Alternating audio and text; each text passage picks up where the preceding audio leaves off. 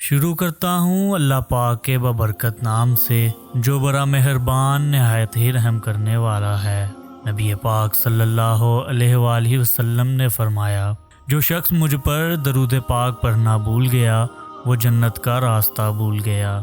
اللہ پاک سے دعا ہے کہ مجھے اور آپ ہم سب کو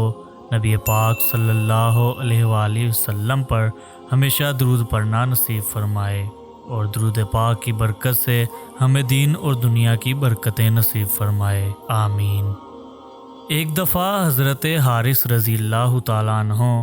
نبی پاک صلی اللہ علیہ وآلہ وسلم کی خدمت میں حاضر ہوئے تو حضور صلی اللہ علیہ وآلہ وسلم نے پوچھا، اے حارث تو نے صبح کیسے کی؟ انہوں نے عرض کی، میں نے ایسے حال میں صبح کی ہے کہ میں اللہ پر سچا ایمان رکھنے والا ہوں۔ حضور صلی اللہ علیہ وآلہ وسلم نے فرمایا، اے حارث اپنے قول پر غور کر، کیونکہ ہر چیز کی ایک حقیقت ہوتی ہے، پس تو بتا تیرے ایمان کی کیا حقیقت ہے؟ حضرت حارث رضی اللہ تعالیٰ عنہ نے جواباً عرض کی،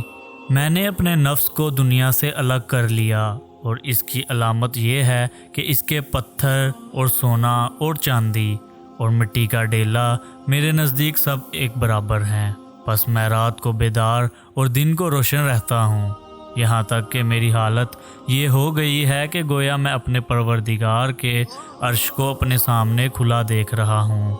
اور جنت والوں کو دیکھتا ہوں کہ وہ وہاں آپس میں ملاقات کر رہے ہیں،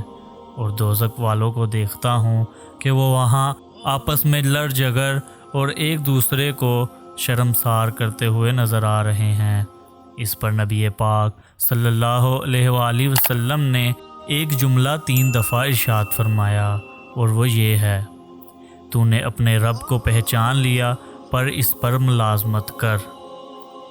فیض ٹی وی کے معزز خواتین و حضرات، یہ تھا آج کا خوبصورت واقعہ۔ اللہ پاک سے دعا ہے کہ اللہ پاک ہمیں دین متین کو ہمیشہ سیکھتے رہنے کی توفیق عطا فرمائے، اور اگر آپ دین کو سیکھنے کے لیے صرف ہمارے چینل کو سبسکرائب کر دیں گے تو انشاءاللہ عز و جل کچھ نہ کچھ سیکھنے کو ملتا رہے گا۔ ملتے ہیں اگلی ویڈیو میں، تب تک کے لیے اللہ نگہبان۔